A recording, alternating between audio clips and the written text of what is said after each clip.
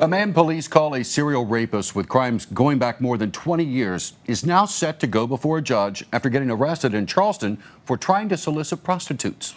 He's now facing 50 years in prison. And this Eyewitness News investigates. Leslie Rubin explains how it got to this point and what's next for the man who's terrorized and victimized women in the Kanawha Valley for years. The story you're about to hear is a tough one to tell. It took extreme strength and remarkable courage for one of Charles Woods' victims to share her story. But she says she felt like she had to. It all started 21 years ago here on Washington Street West. And as you'll see, the story ends here too for Charles Woods. Police called this area his hunting ground, and they were afraid he was preparing to attack again. If anyone knows fear, I will never forget his haunting eyes.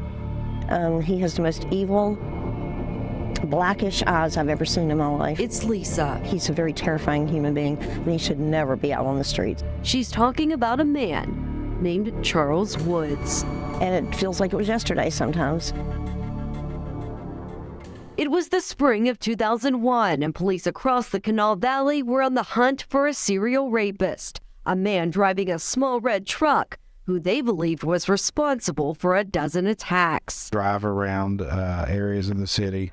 He might look for a female just walking in a particular area, maybe a high drug area, and ask her if she needed a ride. Lisa was 39. She'd become Woods' next victim when she was walking down West Washington Street.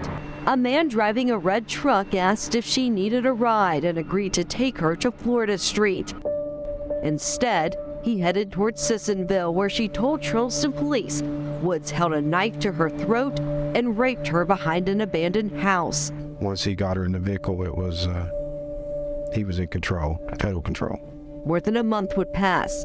Woods would take more victims before he was tracked down in Milton. We had information that they needed, they had information that we needed, and it was just communication between both agencies that led to the arrest. I am certainly glad to have him off the streets, and so should everyone else. By summer, Woods was facing a 16-count indictment out of Kanawha County that accused him of kidnapping and raping 4 victims. One of them was a teenage girl.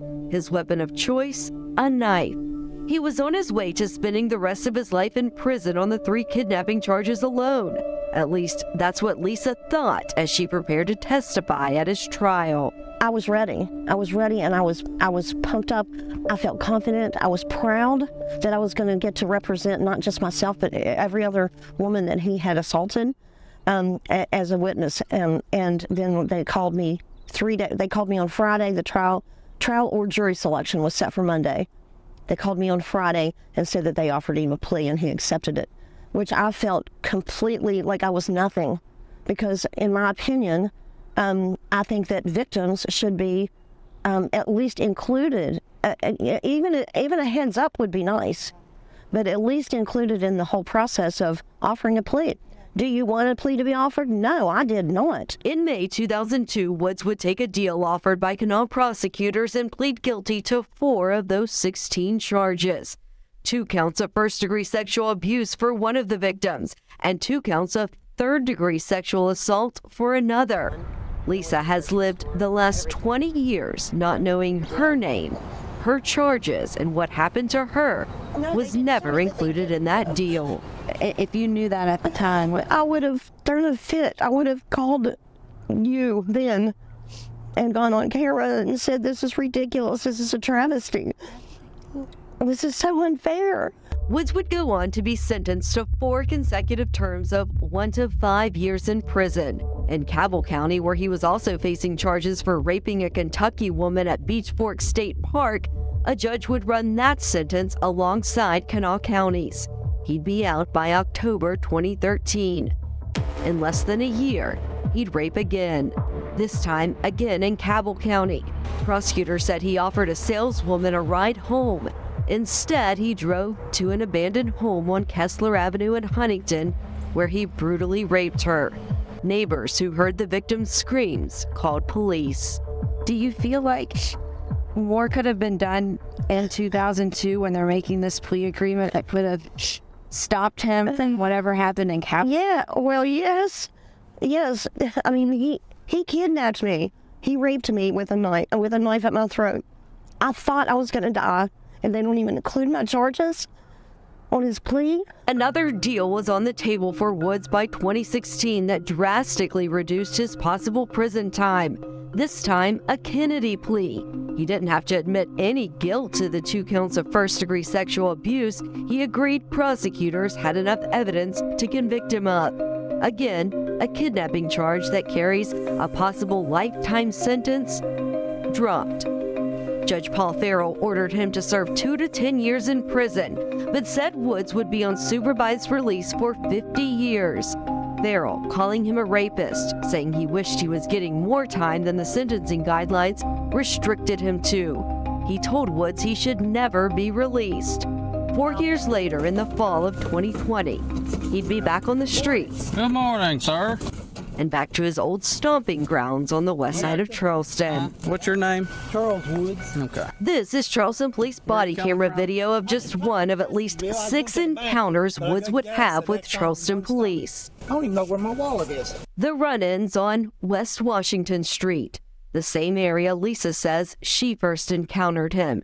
They started about a year after his second release from prison, and while he was serving that 50 years of supervised release. I know what you're doing out tonight. I know you're looking for a girl, all right? No, I'm not. No, sir. Well, no, sir. I've seen the same thing you've been doing all night, all right?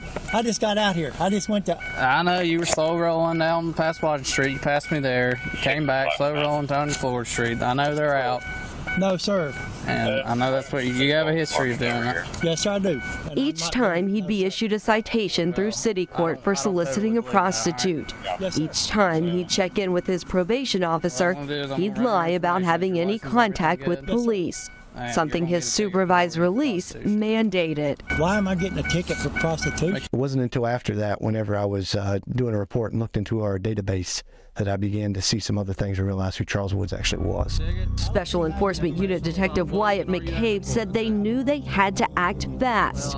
The complaints from women were already coming, and McCabe feared Woods was preparing to rape again. Making complaints on him that he was following them around, making them feel uncomfortable, until in the recent past, those complaints got worse, where people were actually contacting law enforcement saying that Mr. Woods was not just following them around and stalking them, but was moving past that to him trying to force them in the truck with him. McCabe was able to file a felony against Woods for third offense prostitution based on Woods' 2 prostitution convictions in city court. As soon as we found out who he was and what we were dealing with, the ball was already rolling on our end. It was just a matter of time until we were able to properly put him away and hopefully keep him there. Now McCabe is reviewing unsolved rape cases, seeing if Woods could be the connection he's been looking for. I definitely believe it's a possibility, and we're turning over every stone that we can. For Lisa, that fear she's felt for the last 20 years isn't gone with Woods being behind bars. He never should have gotten out the first time he was in. Okay, and now that they see that he's such a repeat offender, he's not going to stop. And the anger she feels toward the justice system that continued to cut him deal after deal, dropping charge after charge, isn't gone either. I hope they can close their eyes and sleep well at night. Actually, I don't. I hope they have nightmares like I do. I hope they do. I'm furious. Woods will go before Judge Farrell tomorrow. Now remember, that's the same judge that wanted him locked up for good in 2016, but that plea deal and the sentencing guidelines wouldn't allow for it. He now could go back to prison for 50 years for violating that supervised release. He's already 61 years old. I'll be at that hearing tomorrow, and we'll let you know what the judge decides then. For now, reporting in Charleston, Leslie Rubin, Eyewitness News.